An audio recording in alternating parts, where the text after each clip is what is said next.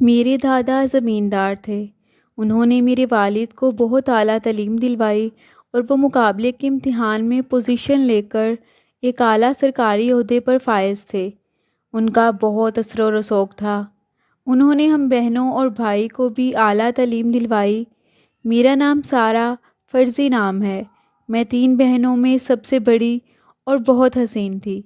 لمبا قد، تیکھے نقوش اور سرخ و سفید رنگت، اعلیٰ تعلیم یافتہ، خوش اخلاق اور رحم دل بھی تھی۔ جو کوئی مجھے دیکھتا میری تعریف کیے بنا نہ رہتا، مگر خاندان کا کوئی بھی لڑکا مجھ سے شادی کرنے کو تیار نہ تھا۔ ہر ایک مجھ سے رشتے کے لیے انکار کر دیتا، حالانکہ جس انسان سے میں بہت محبت کرتی تھی اور وہ بھی میرے بغیر مر جانے کی قسمیں کھاتا تھا، اس نے بھی مجھ سے شادی کرنے سے انکار کر دیا۔ گھر والوں نے باہر رشتے دیکھنے شروع کیے۔ ہر کوئی پہلی ہی نظر میں مجھے دیکھنے کے بعد میری خوبصورتی کی وجہ سے فوراً پسند کر لیتے، مگر پھر کچھ ہی دنوں بعد انکار ہو جاتا۔ وہ لوگ کہتے، توبہ توبہ، ایسی واہیات اور بد کردار لڑکی کو بہو بنانا۔ یہی سلسلہ چلتا رہا اور میری شادی کی عمر نکلی جا رہی تھی۔ اب میں آپ کو اصل حقیقت بتانا چاہوں گی کہ میرے ساتھ کیا ہوا اور آخر کیا وجہ ہے کہ میں ایک بد کردار لڑکی ہوں۔ ان دنوں میں یونیورسٹی میں زیر تعلیم تھی۔ میری بھائی کی شادی تھی، اکلوتا بھائی تھا، اور ہم بہنوں نے خوب تیاریاں کی تھیں۔ والد صاحب نے بھی سبھی رشتہ داروں کو شادی پر مدعو کیا۔ میرے والد کے ایک دور کے کزن بھی اس شادی پر مدعو تھے۔ وہ اپنی فیملی کے ساتھ آئے تھے۔ ان کا ایک بیٹا جو کوئی 27 برس کا تھا، جو نہایت خوبصورت تھا، اس کا نام شاہ میر تھا۔ پوری شادی میں اس کی نظریں مجھ ہی پر تھیں۔ شادی کے کچھ ہی دنوں بعد اس کے گھر والے والد صاحب سے میرا ہاتھ مانگنے آئے، مگر والد صاحب نے انکار کر دیا۔ شاہ میر کے اصرار پر دوبارہ اس کے والدین آئے، مگر ابو نے پھر بھی ان سے معذرت کر لی، کیونکہ ابو نے شاہ میر کے بارے میں کچھ غلط قسم کی باتیں سن رکھی تھیں۔ مگر برادری کے کچھ لوگ ابو کے پاس درخواست کرنے آئے کہ آپ یہ رشتہ منظور کر لیں۔ والد صاحب نے امی سے کہا کہ سارہ سے پوچھ لو، اگر وہ ہاں کہہ دے تو غور کر لیں گے، لیکن میں نے بھی انکار کر دیا، کیونکہ میرے کانوں میں بھی اس کی اوباش مزاجی کے قصے پہنچ چکے تھے۔ میرے لیے اس میں کوئی کشش نہ تھی۔ ایک روز جب میں اپنے روم میں تھی، اس نے مجھے فون کیا اور شادی کی درخواست براہ راست کی، تو میں نے جواب دیا کہ میں تم سے شادی نہیں کرنا چاہتی۔ وہ اصرار کرتا رہا اور میں نے بھی کہہ دیا کہ مجھے تمہارے ساتھ عمر بھر کا یہ سفر ہرگز منظور نہیں ہے۔ اب اور زیادہ مجھے مجبور مت کرنا۔ میں مر جاؤں گی مگر تم سے شادی نہیں کروں گی۔ مجھے یونیورسٹی میں اپنے ایک سینئر سے محبت تھی، جو ان دنوں پڑھائی کے لیے بیرون ملک گیا ہوا تھا۔ ایک روز جب ابو اور بھائی گھر پر نہ تھے اور چھوٹی بہنیں اکیڈمی گئی تھیں، دروازے کی بیل بجی تو میں نے دروازہ کھولا۔ سامنے شاہ میر کھڑا تھا۔ امی ملازمہ سے اوپر کے پورشن کی صفائی کروا رہی تھیں۔ وہ فوراً دروازے سے اندر آ گیا۔ میں اسے دیکھ کر گھبرا گئی اور تیز تیز قدموں سے اپنے کمرے میں آ گئی۔ مجھے تھا کہ شاید وہ امی کے پاس چلا جائے، میں اس سے کوئی بات نہ ہی کروں تو اچھا ہے۔ مگر وہ سیدھا میرے پیچھے میرے کمرے میں آیا اور سامنے صوفے پر بیٹھ گیا اور اپنے سے شادی کے لیے منتیں کرنے لگا۔ میں نے کہا کہ میں امی کو آواز دے دوں گی، آپ جائیے یہاں سے۔ وہ التجائیہ انداز میں کہنے لگا، دیکھیں پلیز، میں چلا جاؤں گا، بس 2 پل کو میری بات تو سن لیں۔ آپ نے میرا نمبر بھی بلاک کر رکھا ہے۔ میں مجبور ہو کر آپ کے پاس ہی بات کرنے کو آ گیا ہوں۔ میں پتھر کی طرح ساکت بیٹھی اس کی باتیں سنتی رہی۔ میرے لیے اس کی کوئی بات بھی قابل غور نہ تھی۔ وہ اصرار کرتا رہا کہ میں شادی کے لیے ہاں کر دوں۔ وہ مجھے بہت خوش رکھے گا، جیسا میں چاہوں گی وہ ویسا ہی کرے گا۔ وہ اپنے آپ کو میری مرضی کے مطابق ڈھال لے گا، اور میری زبان پہ بس ایک ہی بات تھی کہ پلیز جاؤ یہاں سے، امی دیکھ لیں گی، ابھی کے ابھی جاؤ۔ اس نے جاتے ہوئے مجھے ایک دھمکی دی جس نے مجھے بہت خوفزدہ کر دیا۔ اس نے کہا کہ دنیا کی کوئی طاقت مجھے میرے مقصد کے حصول سے نہیں ہٹا سکتی، میں تمہیں ہر صورت میں حاصل کر کے رہوں گا، چاہے مجھے کچھ بھی کرنا پڑے۔ امی کو اوپر پتہ نہ چلا کہ وہ کب آیا اور کب چلا گیا۔ اس کے جانے کے بعد میرے ذہن میں اس کے دھمکی آمیز الفاظ گردش کرنے لگے۔ جوں جوں وقت گزر رہا تھا میری گھٹن بڑھتی جا رہی تھی، جیسے کچھ ہونے والا ہو۔ شاید شامیر کی دھمکی کا نفسیاتی اثر تھا کہ میں اس کی دھمکی آمیز الفاظ ابو کو بتائے بغیر نہ رہ سکی۔ انہوں نے تحمل سے میری بات سنی اور پھر شامیر کے والد کو فون کیا۔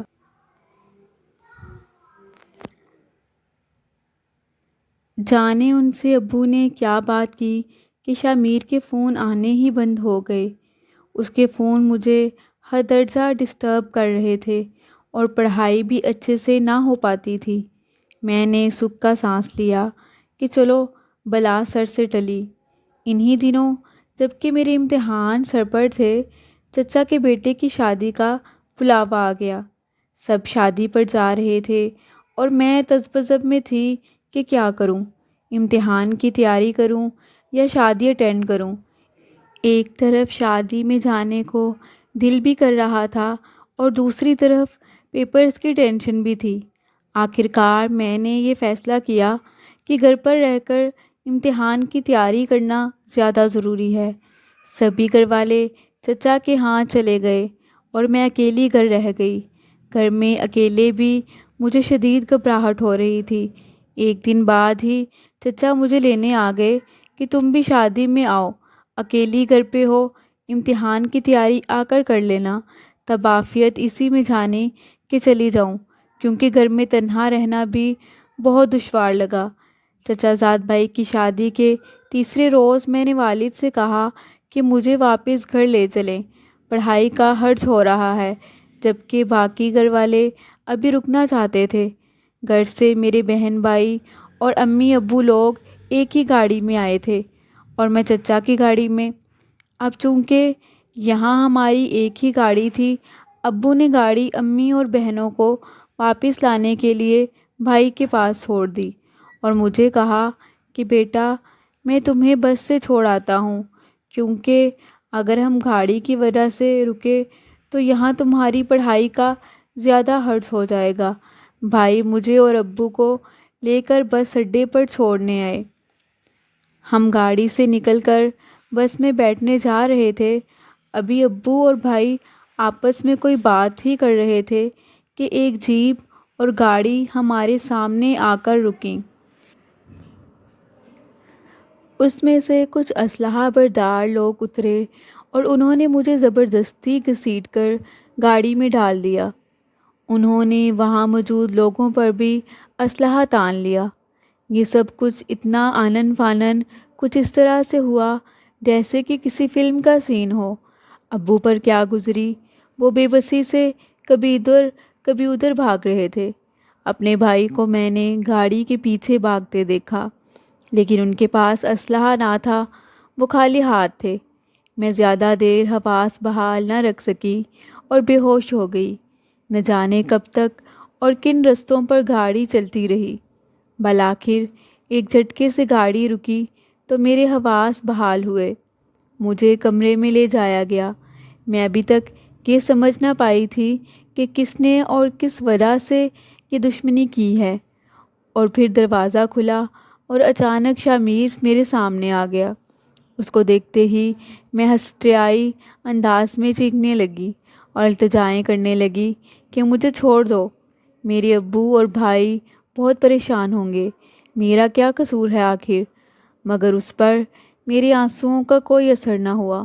اس نے کہا رونا بند کر دو اور بے خوف ہو جاؤ، تم یہاں بالکل محفوظ ہو، تمہاری عزت میری عزت ہے، میں تمہاری مرضی کے بغیر اس کمرے کی دہلیز بھی پار نہیں کروں گا، مگر تمہیں مجھ سے نکاح کرنا ہوگا۔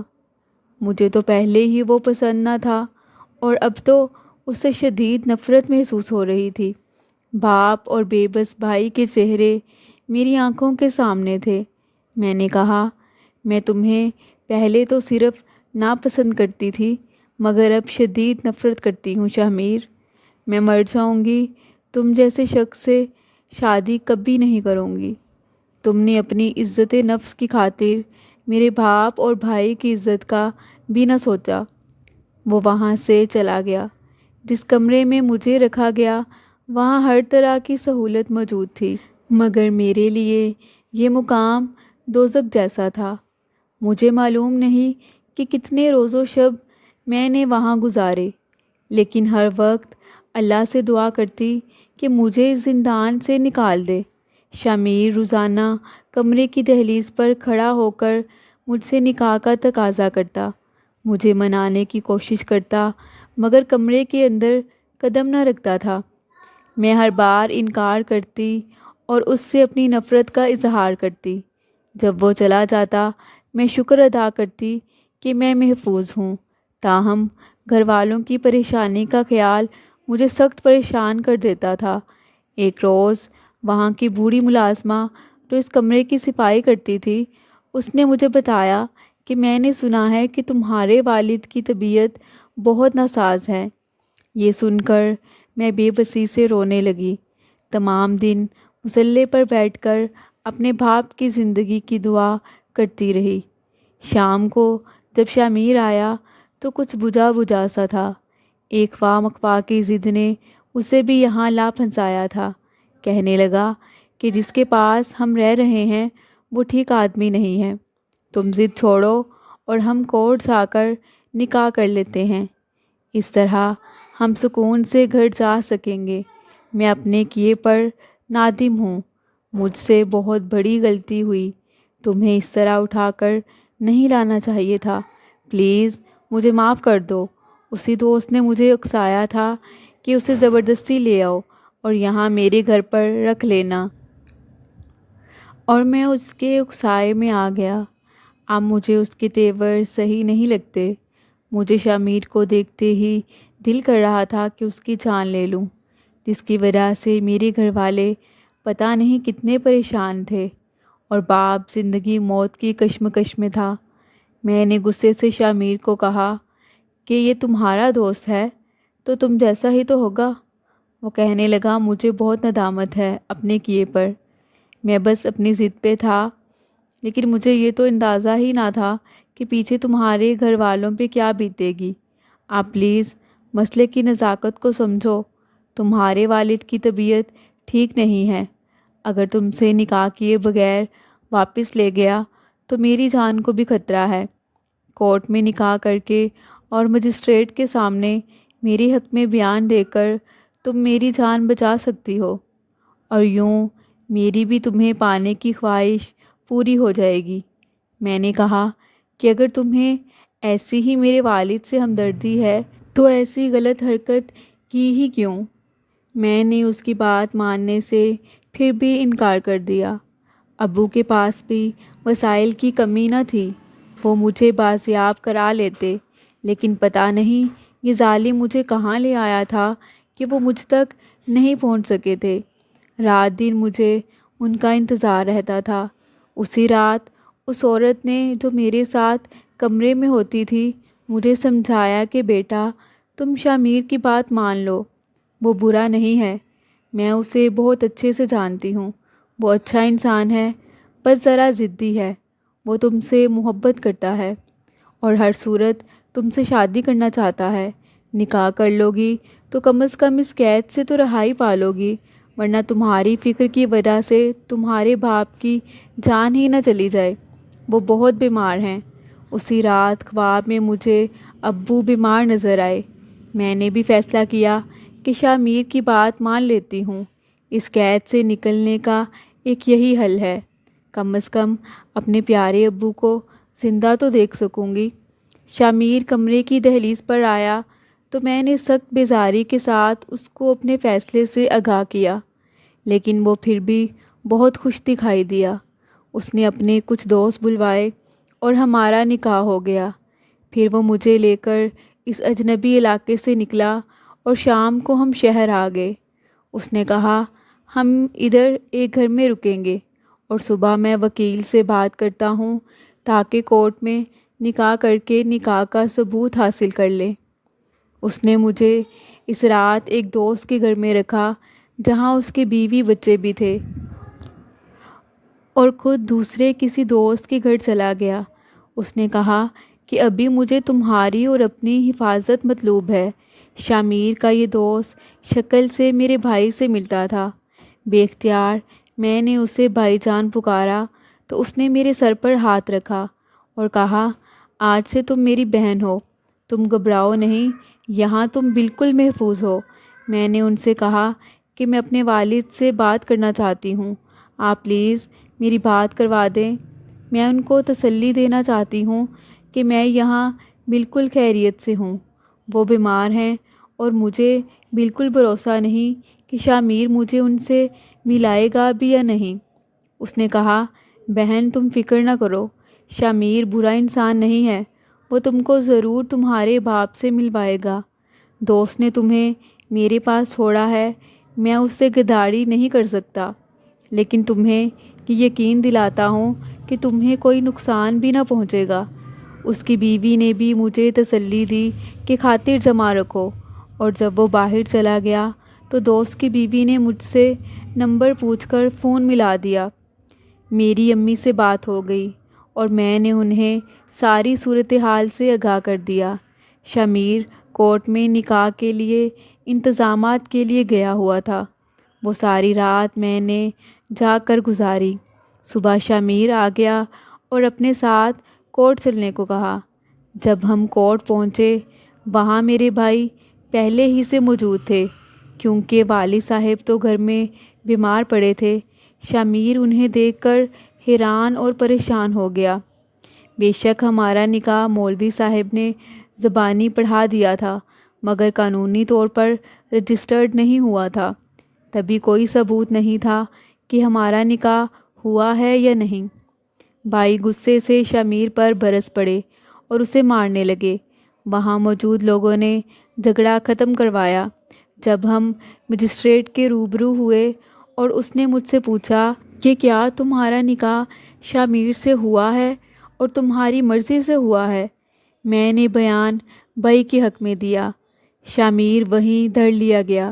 اس نے برادری کے بڑوں کو فون کرایا تو وہ سب وہاں آ گئے اور معاملے کو مصالحت سے حل کرانے کی کوشش کی۔ شامیر کے والد نے میرے بھائی کی بہت زیادہ منت و سماجت کی کہ میرے بیٹے کو معاف کر دو۔ ہمارے اور شامیر کے رشتہ دار تو ایک ہی تھے۔ برادری نے بھی بھائی کو کافی منایا مگر وہ مان کر نہیں دے رہے تھے۔ بالآخر کافی کوششوں سے بھائی نے صلح تو کر لی اور شامیر کو رہائی دلوا کر بھائی مجھے اپنے ساتھ گھر لے آئے۔ میں خوش تھی کہ جیسی گئی تھی اسی طرح محفوظ واپس آ گئی تھی۔ اگلے ہی لمحے یہ خوشی خاک میں مل گئی جب پتہ چلا کہ ابو فوت ہو گئے ہیں۔ اس خبر نے مجھے نڈھال کر دیا۔ میں بستر پر ڈھہ گئی۔ اس حالت میں بھی رشتہ داروں کی باتیں میرے کانوں تک پہنچنے لگیں کہ یہ لڑکی اپنے والد اور بھائی کی آنکھوں میں دھول جھونک کر گھر سے بھاگ گئی تھی۔ اسی صدمے کو برداشت نہ کر پایا۔ اب نہ جانے کس حال میں یہ واپس آ گئی ہے۔ جیتے جی تو باپ کو مار دیا اور اب مرنے کے بعد مری جا رہی ہے۔ میں کسی کو یقین نہ دلا سکی کہ میں باعصمت واپس آئی ہوں اور میرے دشمن نے مجھ سے وہ دشمنی نہ کی جو اکثر دشمن کر جاتے ہیں۔ میرا کوئی قصور نہ تھا، میں تو بے قصور تھی، مگر اس معاشرے کے لوگ کسی دوسرے کی بہن بیٹی کے معاملے میں نہ جانے کیوں پتھر کے ہو جاتے ہیں۔